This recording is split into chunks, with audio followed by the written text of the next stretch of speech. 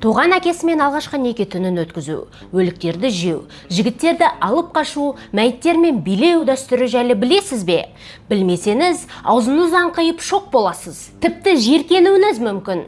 Егер кәмелет жасқа толмасаңыз, бұл видеоны қарамаңыз. Жарайды, сөзді көбейтпей бастайық. Бұл Сәнім YouTube арнасы. Міндетті түрде лүпіл басып, арнаға жазылып қойыңыз. Кеттік!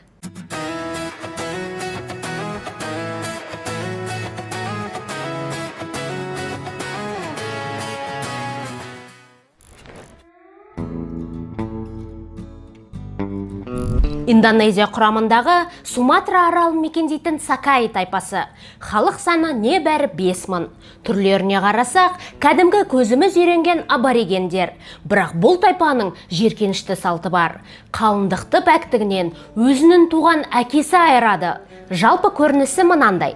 Үйлену тойы аяқталған соң, әкесі мен қызы оңашада қалады. Нанымдары бойынша қызының бар игіліктерін оны өсіріп тәрбиелеген әкесі көруі тиіс. Процедура аяқталған соң, жас жұбайлар бөлмесіне екінші болып күйеу бала кіреді.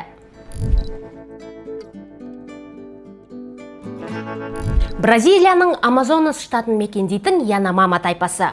Жалпы саны небәрі 35 000. Бұл халықтың 1000 жыл бойы сақталған сорақы салты бар. Олар қайтыс болған туысын өртеп, күлі мен сүйектерінен сорпа әзірлейді.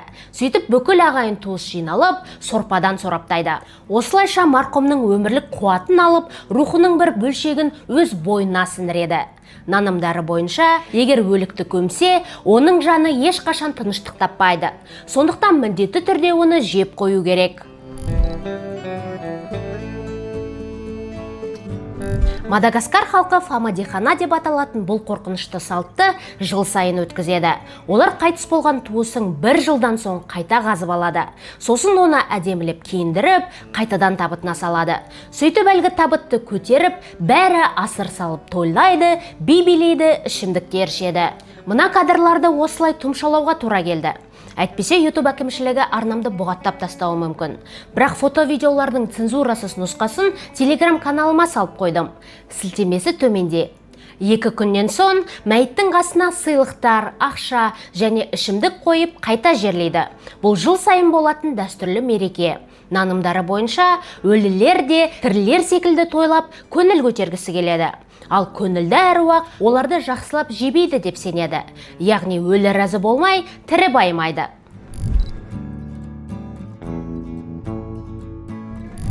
Бізде жұбайының ата-анасымен тұратын жігітті күшік күйеу деп атайды. Алайда лауастықтар үшін бұл үлкен мәртебе. Жас жұбайлар үйленгенде жігіт қыздың үйіне көшіп келіп, оның ата-анасымен тұруы тиіс. Себебі әйел адам өмір сыйлайтын болғандықтан, оны ерекше құрметтеу керек. Сондықтан қызды ата-анасынан ажыратуға болмайды деп есептейді. Қыздар, Лаосқа көшеміз бе?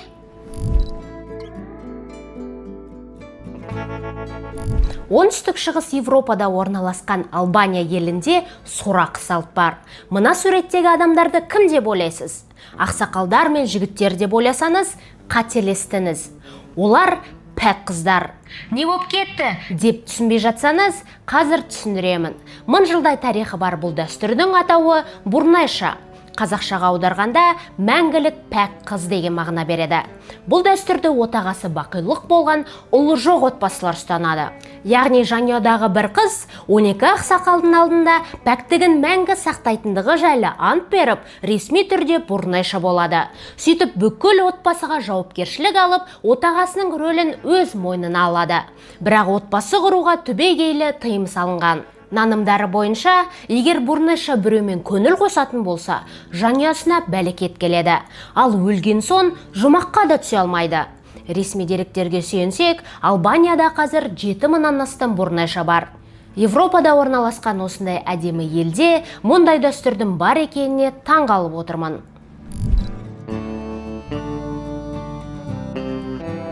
Үндістанның Бихар штатын мекендейтін Ангика халқының қызықты салты бар.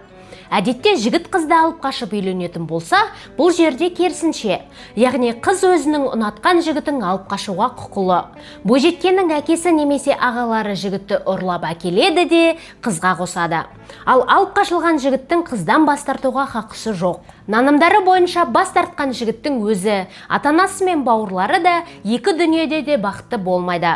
Үнділер өте ырымшыл халық. Сондықтан қорланған жігіттердің көнуден басқа амалы жоқ.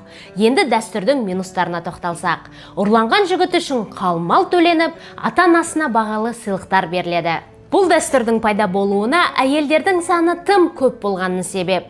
100 миллион халқы бар бұл штатта бір жігітке 4 қыздан келеді. Үндістанның статистикасы бойынша Бихар штаты ажырасулар ең аз тіркелетін аймақ. Бүгінге осы әлемдегі қызықты әрі біртүрлі салт дәстүрлерді шолып шықтық. Оларды сорақы деп атау дұрыс емес шығар. Себебі біздің де салттарымыз басқа халықтарға қисынсыз көрінуі мүмкін. Білейік, бірақ сынамайық. Байқаған болсаңыздар, ұзақ үзілістен кейін қайта оралып отырмын. Сондықтан сіздердің қолдауларыңыз маған ауадай қажет. Арнаға жазылыңыз, лүпіл басып пікір қалдырыңыз. Және осы видеоны достарыңызға жіберіп қойыңыз. Егер көңілдеріңізден шығып жатса, бұл айдардың жалғасын міндетті түрде шығарамын. Солай, кездескенше!